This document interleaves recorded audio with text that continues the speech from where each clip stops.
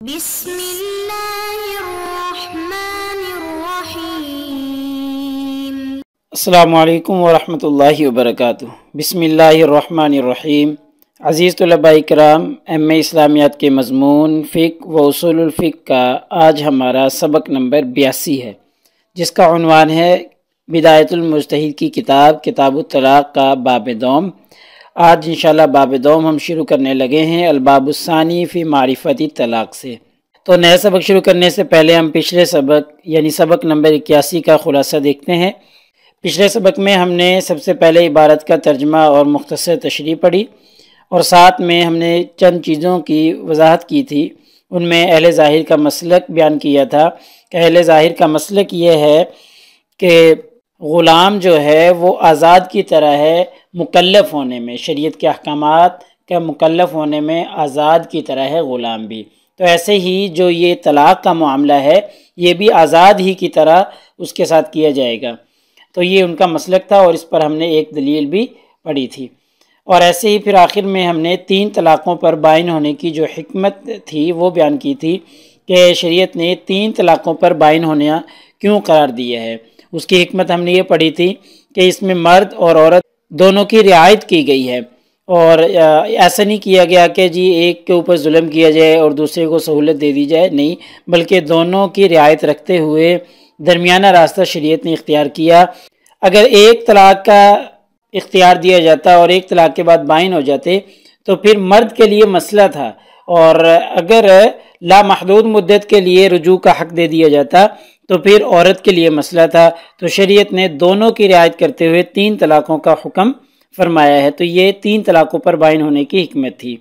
تو انشاءاللہ آج کے اس سبق میں ہم سب سے پہلے عبارت کا ترجمہ اور مختصر تشریح پڑھیں گے، اور ساتھ میں ہم طلاق سنت کی تعریف بھی بیان کریں گے جو کہ عبارت میں بیان کی گئی ہے، اور ایسے ہی طلاق بدعت کی تعریف بھی بیان کی جائے گی، یہ بھی عبارت میں مذکور ہے، اور پھر طلاق سنت پر ایک دلیل بھی پیش کی جائے گی۔ اور ایسے ہی آج کے سبق میں ہم پڑھیں گے کہ دوران عدت دوسری طلاق نہ دینے کی شرط، یعنی طلاق ایک دے دی ہے اور عدت گزار رہی عورت، تو کیا اس عدت کے پیریڈ کے دوران دوسری طلاق دی جا سکتی ہے یا نہیں دی جا سکتی، اس پر انشاءاللہ مفصل بحث کریں گے۔ تو یہ دیکھیے گا آج کی عبارت اور اس کا ترجمہ۔ تو آج ہمارا یہ باب الثانی جو ہے الباب الثانی کے نام سے شروع ہو رہا ہے، دوسرا باب ہے۔ ہم نے پیچھے بھی پڑھا تھا کہ بدایت المجتہد کے 3 ابواب ہمارے سلیبس میں شامل ہیں۔ پہلا باب ہمارا مکمل ہو چکا ہے، اب یہاں سے دوسرا باب شروع ہو رہا ہے، اور دوسرا باب ہے فی معرفت الطلاق السنی من البدعی، یعنی طلاق سنت اور طلاق بدعت کی معرفت کے بارے میں ہے دوسرا باب۔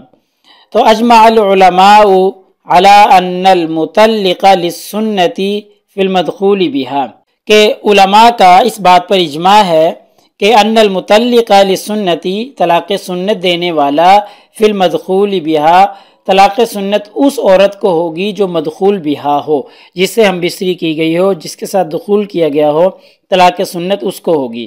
هو الذی یطلق امرأته فی طہر، کہ طلاق سنت کی دوسری بات یہ ہے کہ طہور میں وہ مرد اپنی عورت کو طلاق دے۔ ایک تو عورت کے لیے لازم ہے کہ وہ مدخول بہا ہو، اور دوسرا یہ ہے کہ طہور میں اس عورت کو طلاق دی جائے، یعنی حیض آنے کے بعد جب پاکی کے ایام آتے ہیں تو ان پاکی کے ایام میں مرد اپنی عورت کو طلاق دے، اور وہ طہور کیسا ہو؟ لم یمسھا فیہ طلقۃ واحدۃ، کہ اس طہور میں اس سے جماع نہ کیا ہو، اس کو چھوا نہ ہو، اس کے ساتھ جماع ہم بستری نہ کی ہو، ایسے طہور میں اس کو طلاق دے۔ طلقۃ واحدۃ، ایک طلاق۔ پھر سے دیکھ لیں، طلاق سنت کی تعریف یہ ہو گئی کہ مدخول بہا عورت کو ایسے طہور میں طلاق دے جس میں اس نے اس سے جماع نہ کیا ہو، اور طلاق کتنی دے؟ طلقۃ واحدۃ، ایک طلاق۔ یہ طلاق سنت کی تعریف ہے۔ وَأَنَّ الْمُطَلِّقَ فِي الْحَيْضِ، اور حالت حیض میں طلاق دینے والا، الَّذِي مَسَّھَا فِيهِ، جس میں اس سے جماع کیا ہو، غیر مطلق للسنتی، یہ طلاق سنت نہیں ہوگی۔ یعنی اگر حالت حیض میں عورت ہے، حالت حیض میں طلاق دے دی اور اس سے پہلے طہور میں اس سے جماع بھی کیا تھا تو غیر مطلق للسنتی، تو یہ طلاق سنت نہیں ہوگی۔ ظاہر ہے جب طلاق سنت نہیں ہوگی تو پھر کون سی بنے گی؟ طلاق بدعت بنے گی۔ تو یہ دونوں طلاق کی قسمیں، طلاق سنت اور طلاق بدعت، دونوں کی تعریفات ہو گئی ہیں۔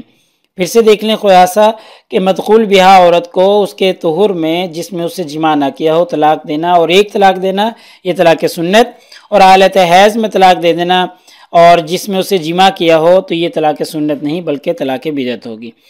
وَإِنَّمَا أَجْمَعُوا عَلَى هَذَا لِمَا ثَبَتَ مِنْ حدیث ابن عمر، اس پر اجماع کیوں ہوا ہے؟ اس وجہ سے کیونکہ حدیث ابن عمر رضی اللہ تعالیٰ عنہما سے یہ چیز ثابت ہے، انہو طلق امراتہ، کہ حضرت عبداللہ ابن عمر رضی اللہ تعالیٰ عنہما نے اپنی بیوی کو طلاق دی، وہی حائض، حالانکہ وہ حالت حیض میں تھی، اپنی بیوی کو حالت حیض میں طلاق دے دی، علی عہد رسول اللہ صلی اللہ علیہ وسلم، نبی کریم صلی اللہ علیہ وسلم کے زمانہ حیات میں۔ فقال علیہ السلام، جب یہ معاملہ نبی کریم صلی اللہ علیہ وسلم کے سامنے پیش ہوا کہ بھئی عبداللہ ابن عمر نے حالت حیض میں اپنی عورت کو طلاق دے دی ہے، تو آپ صلی اللہ علیہ وسلم نے فرمایا مرہ فلیراجعھا، ان کو حکم دیا کہ وہ اپنی بیوی سے رجوع کر لیں، حتی تطہر، یہاں تک کہ وہ پاک ہو جائے، یہاں تک کہ جو اس کی حیض کی حالت ہے وہ ختم ہو جائے، ثم تحیض، پھر اس کو حیض آئے، ثم تطہر، پھر اس کو حالت پاکی کے ایام آئے، ثم ان شاء امسک، اگر آپ چاہیں تو اس کو اپنے پاس روک لیں، وَإِن شَاءَ طَلَّقَ، اگر چاہیں تو آپ اس کو طلاق دے دیں، قبل ان یمس، اس سے جماع کرنے سے پہلے۔ فَتِلْكَ الْعِدَّةُ الَّتِي أَمَرَ اللَّهُ، یہ وہ تعداد ہے جس سے اللہ تعالیٰ نے عورتوں کو ان تطلق لها النساء، عورتوں کو طلاق دینے کا حکم دیا ہے، یعنی یہ پہلے حالت حیض میں تھی، پھر طہور میں آ جائے، پھر طلاق دے دے، پھر حیض آئے، پھر طہور آ جائے، پھر اس میں طلاق دے دے، تو یہ طریقہ ہے جس کا اللہ تعالیٰ نے عورتوں کو طلاق دینے کا حکم دیا ہے۔ تو خلاصہ یہ ہے کہ یہ ایک دلیل بیان ہو گئی، اور پیچھے ہم نے طلاق سنت اور طلاق بدعت دونوں کی تعریفات دیکھ لی ہیں۔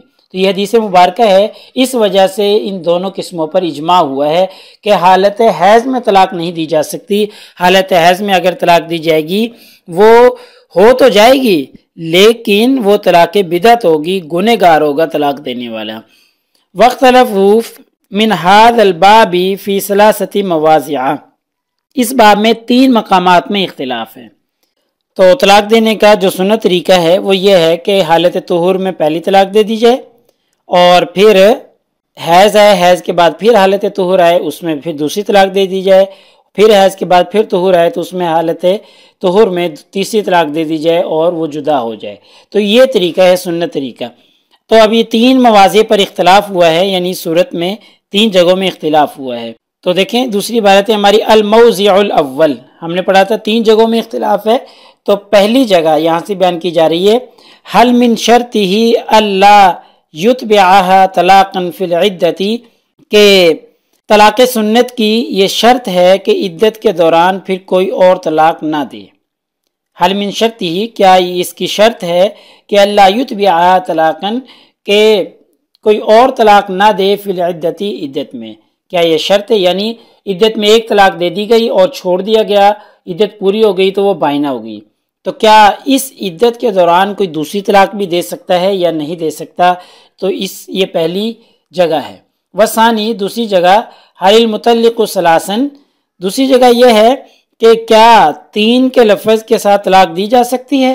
آنی بلفظ طلاق، یعنی میری مراد جو ہے 3 کا لفظ ہے، مطلق للسنت املا، یعنی اگر کوئی 3 طلاقیں بیک وقت دے دے تو کیا وہ طلاق سنت ہوگی یا نہیں ہوگی؟ دوسری اختلافی جگہ یہ ہے۔ والثالث، تیسری جگہ فی حکم من طلق فی وقت الحیض، کہ حالت حیض میں، وقت الحیض، حالت حیض میں طلاق کا کیا حکم ہے؟ حالت حیض میں طلاق کا کیا حکم ہے کہ اگر کوئی شخص حالت حیض میں طلاق دے دے تو اس کا کیا حکم ہوگا؟ تو اما موضع الاول، پہلی جگہ، یعنی یہ جو ہم نے پڑھی تھی کہ کیا دوسری طلاق دی جا سکتی ہے عدت میں یا نہیں دی جا سکتی، تو پہلی جگہ ہے فَإِنَّهُ اخْتَلَفَ فِيهِ مالک وابو حنیفہ رحمہ اللہ ومن تبعہما، اس میں امام مالک رحمہ اللہ اور امام ابو حنیفہ رحمہ اللہ اور ان کے جو اصحاب تھے، ان کے متبعین تھے، ان کا آپس میں اختلاف ہوا ہے۔ فقال مالکن، امام مالک رحمہ اللہ اور ان کے تابعین اور ان کے متبعین کہتے ہیں، من شرطها اللہ یتبعها فی العدۃ طلاقا، کہ عدت میں دوسری طلاق نہیں دی جا سکتی، اللہ یتبعها کہ نہیں دی جا سکتی، فی العدۃ عدت میں طلاقاً آخر دوسری طلاق۔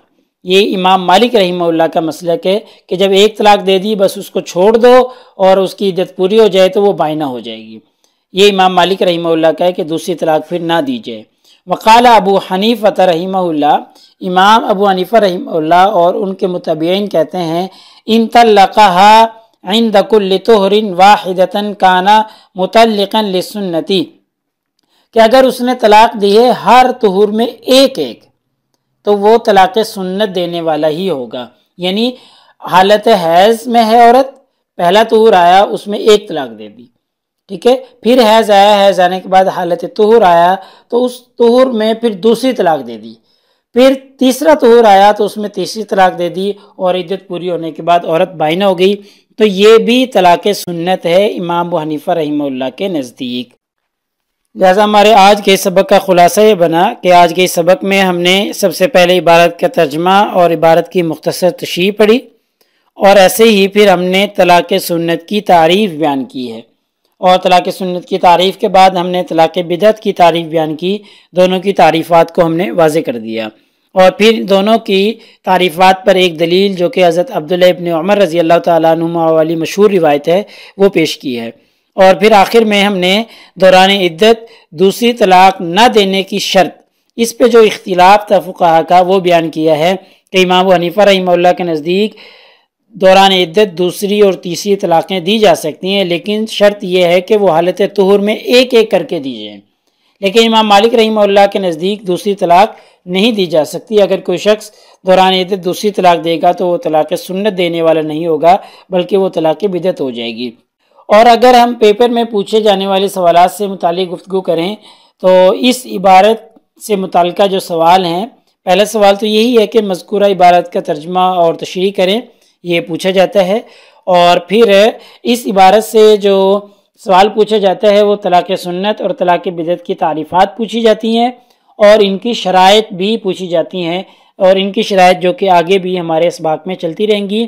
پہلی شرط جو ہم نے بیان کی ہے جس میں اختلاف تھا فقہا کا، کہ امام مالک کے نزدیک شرط یہ ہے کہ دوسری طلاق عدت میں نہ دی جائے، یہ طلاق سنت کی پہلی شرط ہے، اور امام ابو حنیفہ رحمہ اللہ کے نزدیک دوسری اور تیسری طلاقیں دی جا سکتی ہیں دوران عدت، لیکن شرط یہ ہے کہ وہ ایک ایک کر کے طہور میں دی جائیں۔ انشاءاللہ اگلے سبق نمبر 83 میں ہمارا یہی عنوان چلتا رہے گا، کتاب الطلاق کا باب دوم۔ انشاءاللہ ہم وسبب حاصل اختلاف سے پڑھیں گے کہ ابھی ہم نے پڑھا ہے کہ امام مالک امام حنیفہ کا اختلاف تھا، تو اس اختلاف کا اصل سبب اور وجہ کیا ہے، انشاءاللہ اگلے سبق نمبر 83 میں ہم دیکھتے ہیں۔ جزاکم اللہ خیر، السلام علیکم ورحمۃ اللہ وبرکاتہ۔ اللہ پاک آپ سب لوگوں کا حامی و ناصر ہو۔ اگلے سبق تک اجازت چاہتا ہوں۔